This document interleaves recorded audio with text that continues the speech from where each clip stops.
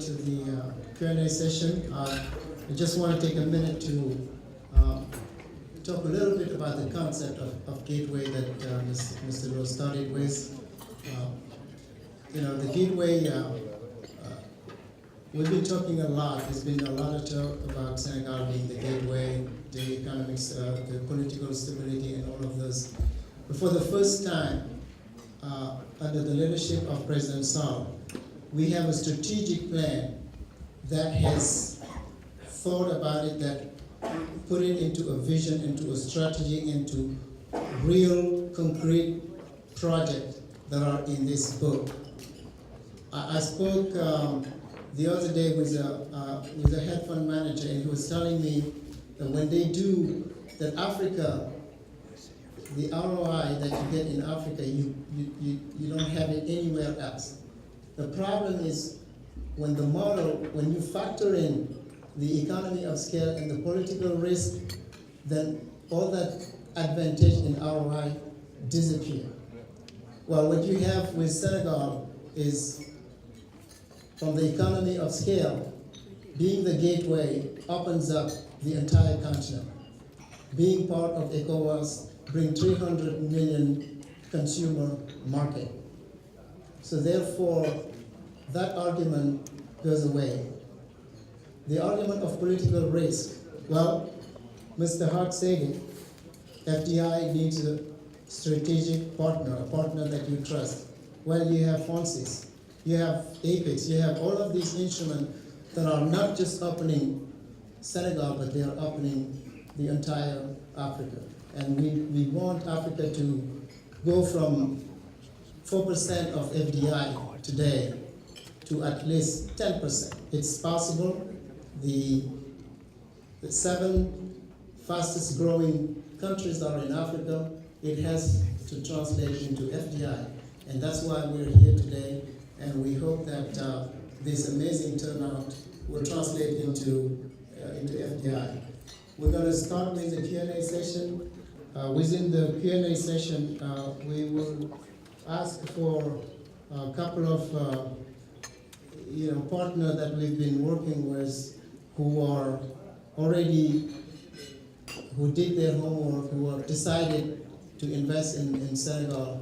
We will ask them to say a few words in terms of their project, what they intend to do in Senegal, and we would like them to let us know if they will be joining us in Paris, because we have to come back to Paris, because that's really the starting point of the funding of this strategic vision. If we can start with Richard from Resolve, if you can tell us a little bit of what Resolve intend to do in Senegal, and if you can join us in Paris. Focus a little bit more on who are the ideal partners, because there are many companies that right now that are interested. And so I do welcome anyone who wants to invest in the Casamance, and we would welcome any opportunity to partner. We're looking for you. Will help us establish our enterprise within Senegal. We're planning on a training academy there. It's a very nice country to do business in. People are incredibly friendly. It's a great example of what a country should be. And so we're very proud to be in Senegal. We're looking forward to moving that relationship ahead even more in the future. Thank you. I've been interested in the diaspora remittances being sent throughout Africa and also to Senegal. The diaspora of Senegal has been sending consistently $1.4 billion a year. Continue from where you finish up, because I'm here for the diaspora, and it's good we have all these events, and that's great. It's the first time. Over 30 years of me being here in this area from Senegal, created an organization called Jeff. What Jeff did was trying to organize Senegalese in the diaspora, to organize in a way that in every continent we were able to pick few Senegalese in the diaspora, and in a matter of a year or something, we were able to have around 30 people investing.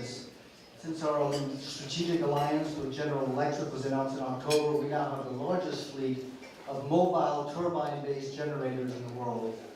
In 2010, Senegal was experiencing electricity problems, or load shedding, and this led to civil unrest, and it slowed economic growth. Then there was a call for tender, and in early 2011, APR Energy installed 150 megawatts of new capacity. So this gives a very important regional dimension to our work.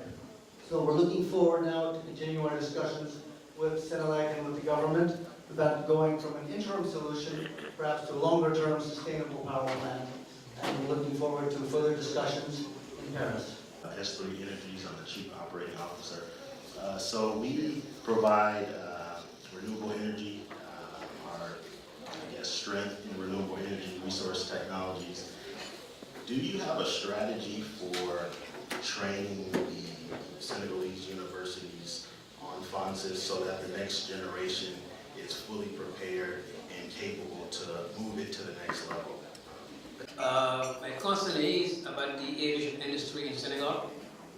That's what I'm doing. That's my business. And I know Senegal Airlines almost out of the picture. Mr. Malik Smith, I'm the Vice President of Nationwide Finance. We're based in Nigeria, 13 years. The local banks. We don't work with government. We work with the local banks and the SMEs exclusively. We're based in Jacksonville, Florida, but we're in 5 countries within West and Central Africa right now, and Senegal is next on our list. So I'd like to talk to you before you leave. And we thank very much Mr. Minister and his delegation for coming to invite people to Senegal. Senegal is a beautiful country, very stable country, and you will be able to take your profit back and enjoy it as well.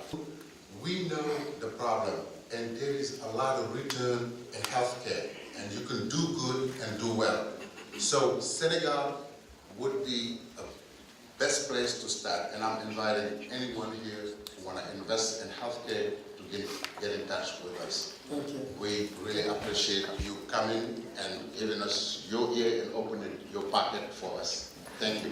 Thank you. And I was truly touched by the people there. And that's why I go back to Senegal. The humanity that's there will hopefully touch your heart. And you will learn more from the people in Senegal than you will bring to Senegal. I mean, we in the West have a lot to learn. So if you go there as someone who's willing to learn and willing to invest, you will reap a lot. And you will come back really a richer person. Non-Gadef to the WOLA speakers. Back in November, we're doing due diligence on a project that OPIC is, U.S. investor is putting forth, and we're going forward with it. And then following that, our president and CEO led an OPIC delegation to Senegal in December. And just to illustrate that OPIC is interested in working with U.S. investors who are looking, obviously, in emerging markets, especially in Senegal. So I just want to, I'm over here, so if you have any questions or want to talk to me about what OPIC can provide with regards to liquidity insurance, financing, or also our fund product as well. All right, thank you. International Affairs for FedEx, and I'm delighted to be here today and to learn more about Senegal. As I was telling some of my table mates, I'm actually headed to the region next week, and it's going to be my 3rd trip to Africa in the last 6 months. So FedEx is in practically every country in the world, but Africa by far has the highest rate of growth. It was noted, I think, 7 of the fastest growing economies in the world are in Africa, and FedEx intends to take full advantage of that and to serve all of the companies that intend to invest and do business. I guess one point I would like to take the opportunity to bring up is the opportunity of improved trade facilitation. There was a report issued just over a year ago at Davos at the World Economic Forum. It was a report done jointly by the World Bank, the World Economic Forum, and Bain & Company. And the basic conclusion of it was, if you could get rid of all the tariffs that remain in the world, you would increase global GDP by a little less than 1%. But if you could bring customs efficiency, trade facilitation up to world-class standards, you would boost global GDP by 5%. So this is an enormous opportunity, and while I certainly commend Senegal, we saw the different projects, the improvement of the airport, the construction of the tram line, all of these infrastructure projects I'm sure are very much needed, and Senegal is to be commended for having the vision to make those investments. This doesn't even cost that kind of money. This is really easy. All we're saying is is work smarter, not harder. If you need to collect customs revenues, do it, but do it efficiently. Don't hold up goods for days and weeks and burden your economy with a lack of competitiveness because the companies have to build up inventories to account for that. So it's a priority. Senegal is one of the better countries in Africa, I should hasten to add, one of the better countries already in terms of the efficiency of customs, but like many countries around the world, it could improve and thereby increase its global competitiveness. So that would be my contribution to the discussion this afternoon. Thank you very much. Ladies and gentlemen, it's a pleasure to be here, and we've been working with the government of Senegal in terms of trade facilitation. Just as Frederick has just mentioned, the African Trade Development Center has been in the center stage of trying to see how we can connect Senegal with Miami. If you take a look at the map of the world, it's very clear that Senegal is the closest point between the United States and Africa. And as a gateway, the Miami-Dade County government is working very well with the ambassador, with the ministry, and also with the office of the president to see how we could, within a short period of time, address the issues of airline. I think Air Senegal is going to be critical in terms of bringing. I've been in Senegal a few times. It's a great country, but the tourism sector is not well developed. It's not well organized. From Richmond, Virginia, and just wanted to introduce our company, which work on the travel as an agent, tourism agent, and I'm here with my partner, Sandra Taylor. To me, is that the pastries and croissants are better in Dakar than in Paris. So I'm having a hard time rationalizing why I'd go to Paris if I much prefer Dakar. We were approached by the southern states, Senegal-U.S. partnership. We provide labs all around the world. Recognize Mr. Robinson, who is the council, the honorary consul of Senegal in Louisiana. He's a friend to the president. He's a friend to Senegal. A wonderful job assisting the embassy. We do appreciate your work. Thank you. Very much. As a small company, Robinson International recognized the importance of Senegal long ago, and we made our first initial investment by establishing a base there, having a presence. And since that time, we've conducted probably 60 missions. And one of the companies that we're most proud of is Dr. Tish Antiseptic Company. This is a New Orleans-based antiseptic manufacturing company that's over 100 years old. And I'm very proud to report that probably in the next 2 quarters, they'll be announcing a manufacturing facility to be placed in Fatigue. My name is Dr. Gloria B. Herman. I'm the President CEO of GB Group Global. In GB Group Global, we have GB Energy, GB Pharma, GB Oncology, GB Energy LED. We're in the LED lighting space too. But my main concern is that there's truly a need for a commitment to Africa. And the need is for the commitment to Africa with all the great resources, but also the diaspora has to work to come back and work because there's tremendous resource through the diaspora. But it's 2 different diasporas. It's the diaspora that came over on the ship and the diaspora that came over on the airplanes. So as one that came over on the ship, I want you to know there are a lot of us here who have interests and can provide a lot of services to what you need on the continent. And I've been working on the continent since 1969. And so I know the need. I know that the sustainability is required. And we know that the new generation needs to understand its past so it can reflect on the possibilities of the present so we can have solutions for the future. Thank you. Thank you, how we can, let's say, access the diaspora, what is our strategy.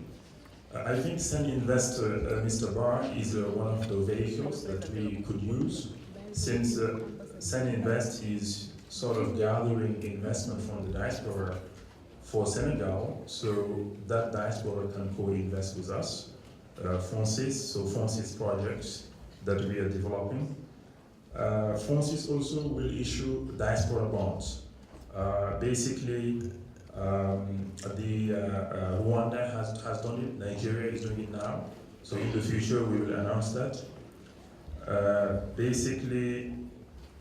And also Francis has recruited from the diaspora, and we will recruit further from the diaspora. And some of the big companies that we want to set up in Senegal with Francis will privilege, let's say, diaspora skills and talent so that more Senegalese can go back home. I was fortunate enough to be hired by the president to come help set up this fund and the Cheikh airport, and we want more Senegalese people to come back home as well. There is another question related to, let's say, training. I think Charles asked the question. We are planning actually to give some seminars at university and to hire also Senegalese students and to provide the training so that any work that we're doing today, they can take over in the future. Training is important for us, and we are partnering. First, would like to thank very much IMF team and World Bank for their technical assistance, and also to thank you all for your presence today in this symbolic location where democracy is paramount. I think it is a symbolic location. I hope that our dialogue today has enlightened you more about the economic opportunities to invest in Senegal. And now I have, just after the meet, I have a dream. But a little one, I am not Martin Luther King, just a little one.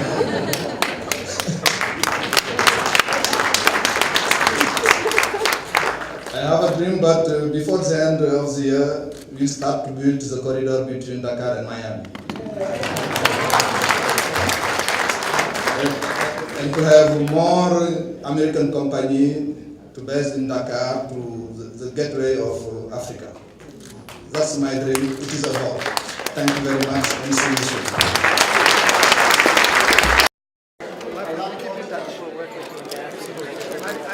I have your card. Yeah. I'd love to have a follow-up discussion. I will email. That email is oh, that's good. You gotta take it. So, you're with, I'm with the design group. I'm the...